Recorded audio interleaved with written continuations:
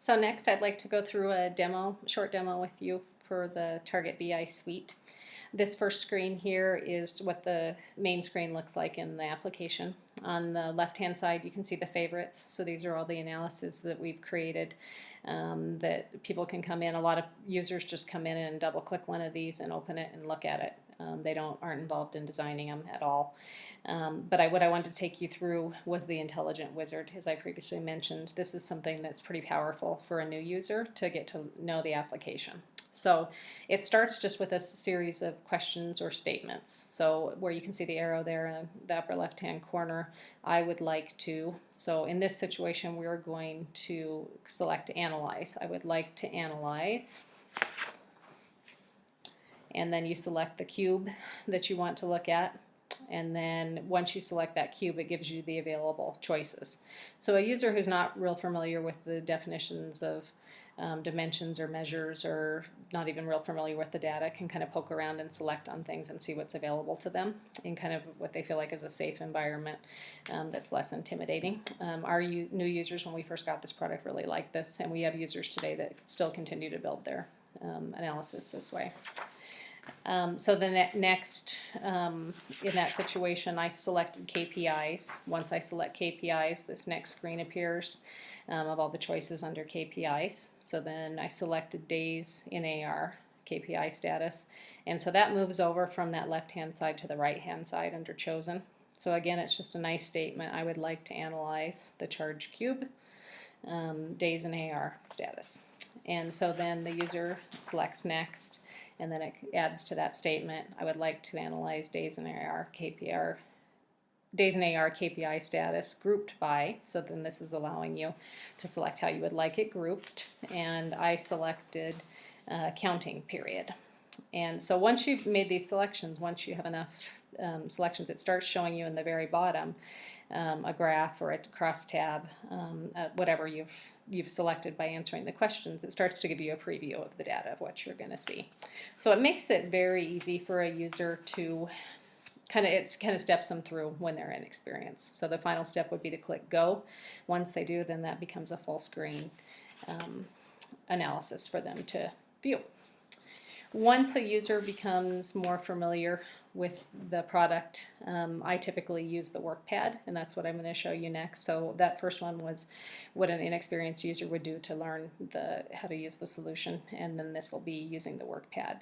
As I said, more experienced users use this method. I think it's very efficient and very quick. It allows you just to drag and drop dimensions and measures, and I think it's very simple and intuitive.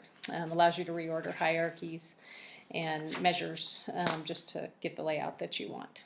So this is that screen. It's very simple. You can see on the left hand side it's showing your source data and the cube that you selected, the dimensions that are available, and the measures below that are available. And you simply choose what dimension you want and drag it over to the top of the screen. That's where you're choosing all the columns that you want.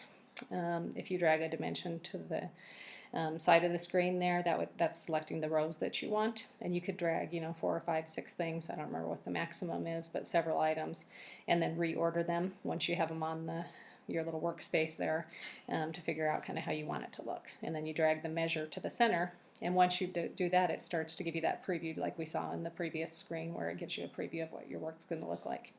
You click fetch data, and then you have a full screen view of what you just designed.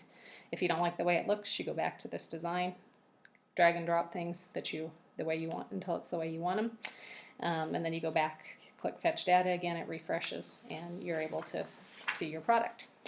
The one item I wanted to highlight that I think is just really, I'm guessing all the BI solutions have something like this, but I really love the criteria bar in this product.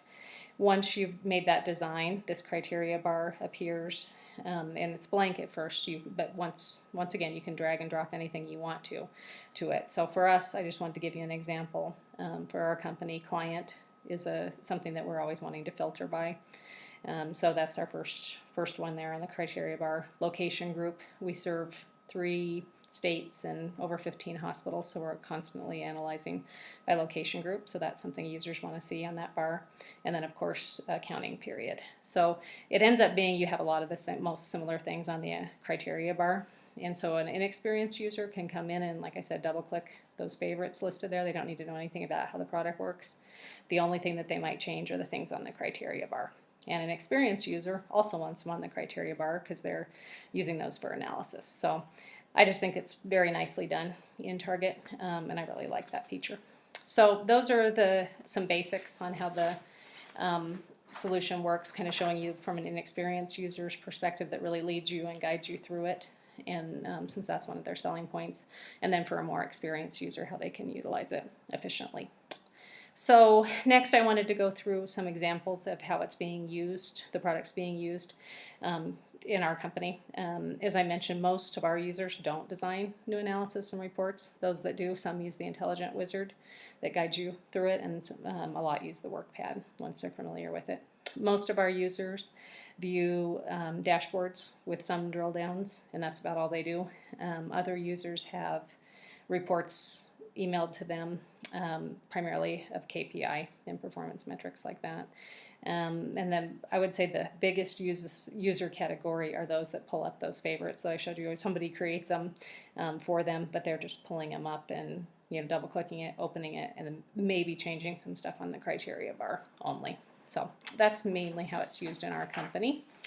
And the main users are accountants and managers. The accountants use the workpad. They're pretty familiar with it. They look at crosstabs mainly. They're really not that interested in the kind of cutesy gauges and visualization. They just want to get to the data, and they use the drill downs very heavily in their variance reporting.